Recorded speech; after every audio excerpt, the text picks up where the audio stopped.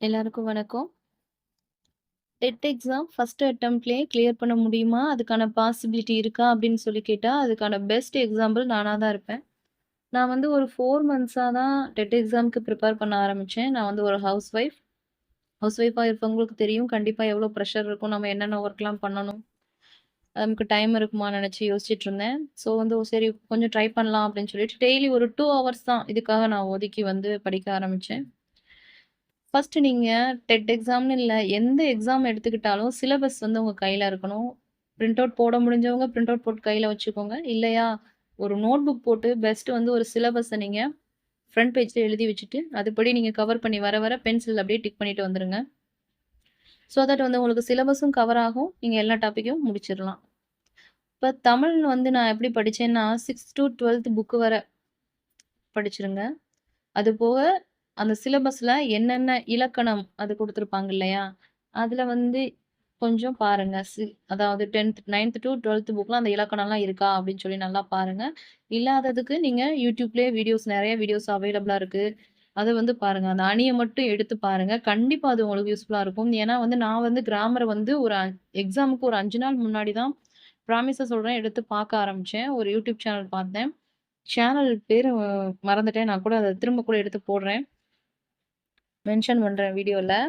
அவங்க வந்து ரொம்ப பெஸ்ட்டு. அந்த அந்த டாபிக்க விட்டு அவங்க எங்கேயுமே போல. அவுட் ஆஃப் சிலபஸே போல. கரெக்ட்டா அந்த 5 இலக்கணம்னா, அந்த 5 இலக்கணத்துக்குள்ளேயே வந்துட்டாங்க. இதுதான் அப்படின்னு சொல்லி கன்டென்ட் இதான் கோர் கான்செப்ட் அப்படின்னு சொல்லி சொல்லிக் குடுத்தாங்க. அது எனக்கு ரொம்பவே யூஸ்ஃபுல்லா இருந்தது. ஆனா, இங்கிலீஷ்ல வந்து பார்த்தீங்கன்னா, அதே மாரி 6 டூ 12த் புக் தான். 6 அந்த புக் பேக் கொஸ்டின் ஆன்சர் இருக்கும் இல்லையா? அதுலேருந்து நெறைய கேட்டிருந்த மாரி இருந்தது. அது போக கிராமர் 9த் டூ 12த்துக்கு கிராமர் வந்து கொஞ்சம் டெப்த்தா படிங்க.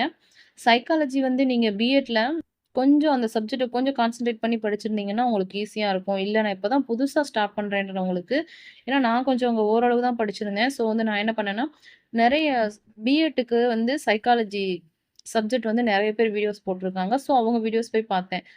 அந்த ஏன்னா அதுல வந்து பார்த்தீங்கன்னா, இப்போ பியாஜென்ட் இருக்காருன்னா, அவர் என்ன கோர் கான்செப்ட் எடுத்திருக்காரு, அதுல எத்தன ஸ்டேஜஸ் இருக்கு, அவர் ரிசல்ட் என்னவா வந்திருக்கு, அவர யார் அப்ஜெக்ஷன் பண்ணியிருக்காங்க, இந்த மாதிரி படிக்கும்போது, அதுக்கப்புறம் யார் அவரத கொஞ்சம் மேம்படுத்தியிருக்காங்க. இந்த மாதிரி படிங்க. நீங்க இந்த மாரி கனெக்ட் பண்ணி படிக்க தெரியணும். படிச்சீங்கனாலே உங்களுக்கு இது ஈஸியா இருக்கும். சைக்காலஜிய பொறுத்தவரைக்கும் யார் என்ன சொல்லியிருக்கா அப்படின்றது தான் மெயினு. அது போக இந்த குழந்தை பருவம்னு ஒரு டாபிக் வரும். அது கொஞ்சம் பார்த்துக்கோங்க. இப்ப சோசியல்னு எடுத்துட்டீங்கன்னா, 6 டூ 10த் புக்கு. 10த் புக் வந்து நீங்க ரொம்பவே கொஞ்சம் இம்பார்ட்டன்ட் குடுத்து படிங்க. இப்போ 11த், 12த் வந்து நான் ஏன் இதுல சேர்க்கலன்னு வச்சீங்கன்னா, அதுல வந்து மேக்ஸிமம் ஒரு 10 கொஸ்டின் வரும். 6 டூ 10த் புக்கே உங்களுக்கு எனாஃப் வரைக்கும் இருக்கும். எனாஃபா இருக்கும்னு நெனைக்கிறேன். இப்போ எல்லாமே முடிஞ்சுனா டெஸ்ட் பேட்ச் போடுங்க. நெறைய பேர் என் கூட வந்து நாங்க ஸ்டார்ட் பண்ணாங்க.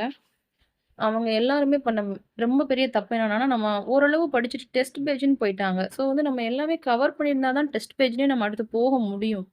ஸோ வந்து சிலபஸ் கவர் பண்ணாம நீங்க என்ன பண்ணாலும் அது வேஸ்ட்டு தான். அதான் சொல்றேன். சிலபஸ் வச்சு நீங்க உங்க கையில நீங்க எடுத்துட்டீங்கனாலேயும், நீங்க ஒரு கரெக்ட்டான வேல போயிட்டுருக்கீங்கன்னு அர்த்தம். இப்போ YouTube வீடியோஸ் பார்க்குறீங்கனாலுமேவும், கொஞ்சம் அவங்க நம்ம சிலபஸ் தான் கவர் பண்ணி போறாங்களான்றத கொஞ்சம் பார்த்து படிங்க. ஏன்னா நான் பார்த்த வரைக்குமே நான் எந்த சேனலையும் மென்ஷன் பண்ண விரும்பல. ஒரு 10, 20 சேனல் எடுத்தா, அதுல ஒரு 15 சேனல்ஸ் வந்து 20 சேனல்ல 15 சேனல் வந்து அவுட் ஆஃப் சிலபஸ் தான் போய்க்கிட்டு இருக்கு. இல்லன்னா வளவளன்னு ஏதேதோ பேசிக்கிட்டு இருக்காங்க. எனக்கு அதெல்லாம் வந்து ரொம்பவே எ என்ன சொல்றது? அது வந்து எனக்கு ப்ரிப்பேர் பண்ணவே முடியல. ஸோ வந்து நம்ம எந்த சோர்ஸோ, மெட்டீரியலும் என் கையில இல்ல. ஸோ வந்து அத நம்பி படிக்கும்போது, நான் கொஞ்சம் பயந்தேன். இவங்க சிலபஸ் தான் கவர் பண்றாங்களான்னு கொஞ்சம் அதெல்லாம் ஸ்கிப் பண்ணிட்டு, கொஞ்சம் சிலபஸ் கவர் பண்றவங்கள ஒரு 4, 5 பேர கம்பைன் பண்ணி, அது போக ஆன்லைன்ல ஏதாவது மெட்டீரியல்ஸ் இருக்கான்னு அதையும் எடுத்து, இவங்க எல்லா பாயிண்ட்டும் அந்த பாயிண்ட்டையும் நான் மிக்ஸ் பண்ணி, எல்லாமே கரெக்ட்டா தான் போய்க்கிட்டு இருக்கா அப்படின்னு சொல்லி மிக்ஸ் பண்ணி தான் படிச்சேன். நான் எல்லாமே ஹேண்ட் ரிட்டன் நோட்ஸா தான் எழுதி தான் படிச்சேன். என்கிட்ட எந்த ஒரு மெட்டீரியல்ஸுமே அவைலபிளா கிடையாது.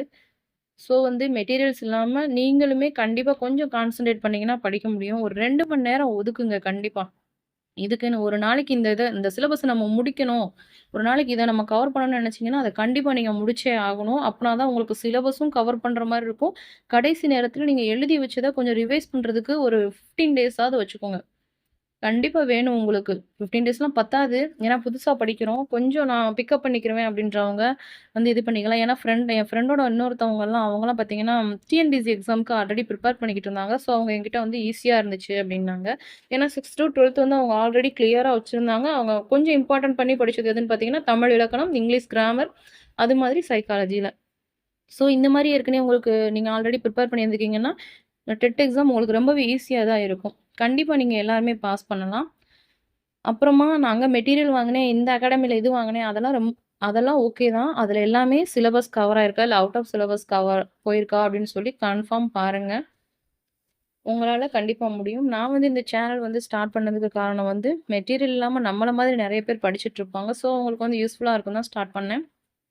பட் என்னால எந்த வீடியோஸும் அதுக்கப்புறம் ஃபர்தரா அப்லோட் பண்ண முடியல. எனக்கு வந்து நெறையவே ஹெல்த் இஷ்யூஸ் வர ஆரம்பிச்சுருச்சு. என்னால எக்ஸாமுக்கு கூட சரியா படிக்க முடியல. இப்போ வரைக்குமே ஹாஸ்பிட்டல் போய்க்கிட்டு தான் இருக்கேன். ஸோ, இப்போ வந்து டெட் எக்ஸாம்ல 88 மார்க் எடுத்து பாஸ் பண்ணியாச்சு. தமிழ்ல 18 மார்க்கு, இங்கிலீஷ்லயும் 18 மார்க்கு, சைக்காலஜில 13 அண்ட் சோசியல் வந்து சூஸ் பண்ணியிருந்தேன். ஸோ, சோசியல்ல வந்து 39 எடுத்து பாஸ் பண்ணியிருந்தேன். டோட்டலா 88 மார்க். ஸோ, இப்போ வந்து ஃபர்தரா நான் வந்து யுஜிக்கு ப்ரிப்பேர் பண்ணிட்டுருக்கேன். என்னோட டெட் எக்ஸாம் கொஸ்டின்ஸ் பேப்பர், நான் ஆன்சர் ப்ரிப்பேர் பண்ணது எல்லாமே இருக்கு. ஸோ, வந்து உங்களுக்கு வேணும்னா, ஐடியாஸ் வேணும்னா கண்டிப்பா கீழ கமெண்ட் பண்ணுங்க. நான் வீடியோஸ் வந்து அப்லோட் பண்றேன். என்னோட மேஜர் வந்து இங்கிலீஷ். ஸோ, வந்து இப்போ வந்து யுஜிக்கு வந்து நான் இங்கிலீஷ் வந்து ப்ரிப்பேர் பண்ண ஆரம்பிச்சிருக்கேன். எனக்கு இங்கிலீஷும் வேணும் அப்படின்னு சொல்றவங்க, வாங்க எல்லாரும் சேர்ந்து படிக்கலாம். வீடியோஸ் வந்து டெய்லி நான் அப்லோட் பண்ண பார்க்குறேன். டெட்டுக்கும் எனக்கு வேணுன்றவங்க கண்டிப்பா கீழ கமெண்ட் பண்ணுங்க.